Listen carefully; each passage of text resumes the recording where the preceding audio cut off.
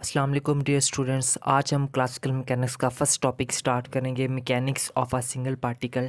Introduction इसका देख लेते हैं। Mechanics of a particle is contained in Newton's second law of motion which may be considered as a definition of a force and mass.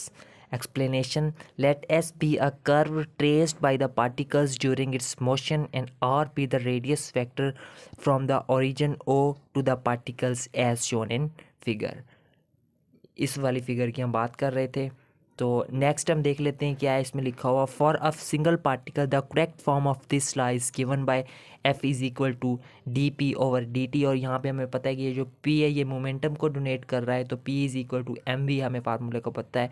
इस P की जगह पे हमने ये एम वी पुट कर देना है यहाँ पे, और इसको हमने इक्वेशन नंबर 1 का नाम दे देना है।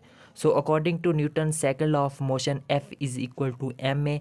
एक्सेलरेशन यानी कि एक हमें पता है वो बराबर होता है हमारे पास D we over D T. इस ए की जगह पे उसकी वैल्यू पुट कर दी D we over D T, और यहाँ से जो हमारे पास जो वेलोसिटी वी है ये हमें पता है कि बराबर होती है D R over D T. इसकी जगह पे हमने वो वैल्यू पुट के दी। यहाँ से जब डेरिवेटिव से हम इसको मल्टीप्लाई करेंगे तो ये हमारे पास यहाँ पे F is equal to M D square R over D T square आ जाएगा। और हमें पता है कि क्लासिकल मैकेनिक्स में ये जो डी ओवर डी टी है इसको हम एक डॉट से भी डोनेट करते हैं। ठीक है, क्लासिकल मैकेनिक्स में सिंगल डेरिवेटिव को शो करने के लिए हम सिंगल डॉट से डोनेट करते हैं।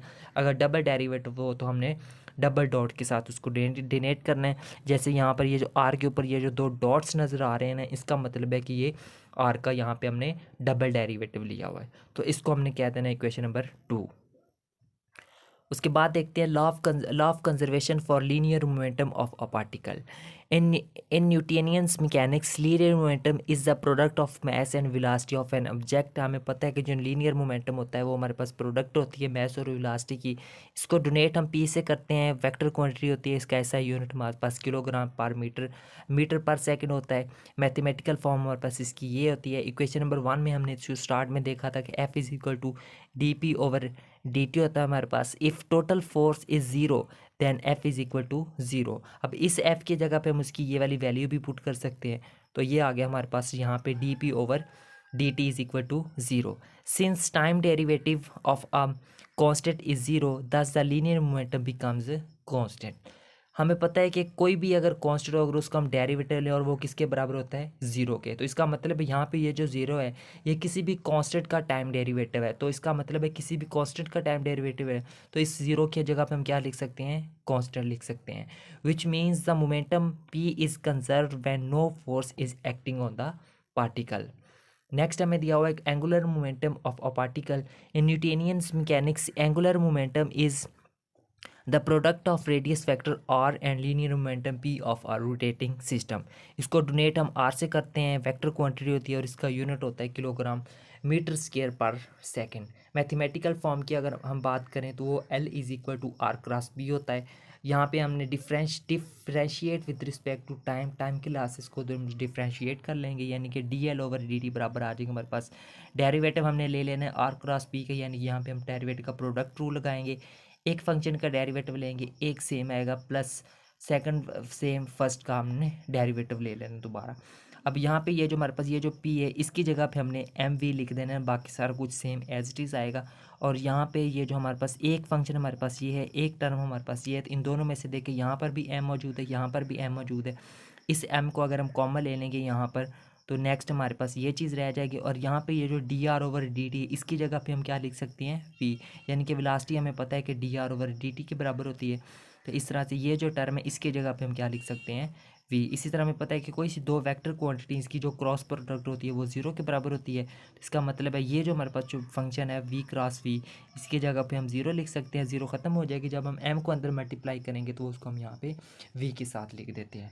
तो यहाँ पे हमारे पास आ जाएगा d L over D T is equal to r cross d into m v over D t. अब ये जो एम वी है इसकी जगह पे हम दोबारा हम पी लिख सकते हैं, ये आ गया हमारे पास। और D P over D T ये किसके बराबर होता है, हमें पता है कि फोर्स के बराबर होता है, एफ़ के बराबर होता है। तो उसकी जगह पे हमने एफ़ लिख लिया। और यहाँ पे जो एफ आर क्रॉस एफ है ये किस चीज़ के बराबर होता है, टार्क के बराबर होता है। तो उसकी जगह पे हम क्या लिख सकते हैं, टा। If total torque is zero then D L over D T is equal to zero. और फिर से वही बात, since the time derivative of a constant is zero thus the angular momentum becomes constant, यानी कि किसी भी अगर हम कांस्टेंट का टाइम डेरिवेटिव लें वो किसके बराबर होता है, जीरो के। तो इसका मतलब है इस जीरो की जगह पे हम क्या लिख सकते हैं, कांस्टेंट लिख सकते हैं। और जब हम इस कांस्टेंट का हम डेरिवेटिव लेंगे, टाइम डेरिवेटिव लेंगे, तो वो दोबारा हमारे पास जीरो आ जाएगा। Which means the angular momentum of a particle is constant if no torque is acting on it, यानी कि किसी भी सिंगल पार्टिकल के ऊपर अगर कोई भी टॉर्क अगर एक्ट नहीं कर रहा तो वो उसका जो मोमेंटम, एंगुलर मोमेंटम, वो हमारे पास क्या रहता है, कंजर्व्ड रहता है, कांस्टेंट रहता है। इस तरह अगर हम वर्क डन की बात करें तो if a force displaces a particle from one point to another point, then by definition the work done is given by, work done किसके बराबर होगा, यानी कि किसी दो पॉइंट यानी कि वन पॉइंट से लेकर सेकंड पॉइंट तक जो वर्क डन है वो हमारे पास किसके बराबर होगा, एफ इंटू डी आर या फिर एफ डॉट डी आर। अगर हम उसका इंटीग्रल अगर हम ले लें तो 1 से 2 तो वो हमारे पास कुछ ये फॉर्म बनेगी।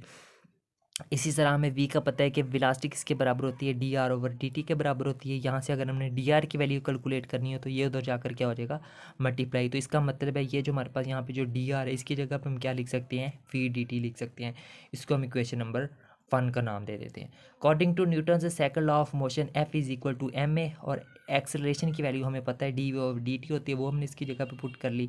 अब ये वाली जो हमारे पास वैल्यू, इसको हमने इक्वेशन नंबर 1 के अंदर पुट कर लेना है, यानी कि इक्वेशन 1 में ये जो हमारे पास एफ है ना, इसकी जगह पे हमने ये वाली जब हम वैल्यू पुट करेंगे तो हमारे पास कुछ ये वाली फॉर्म बन जाएगी।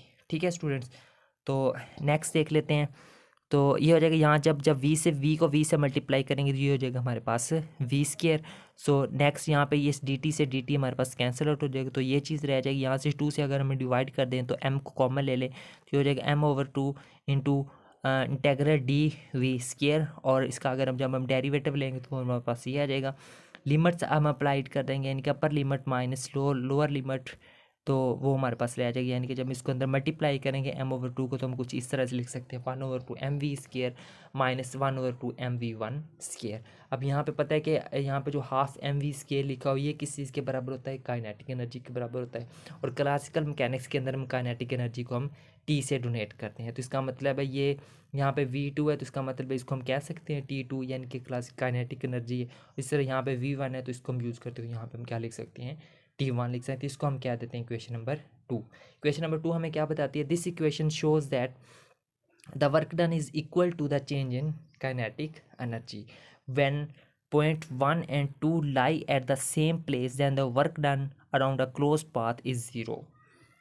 सो नेक्स्ट अगर हम बात करें कंजर्वेटिव फील्ड की, so the field in which work done along a closed path is zero is called conservative field.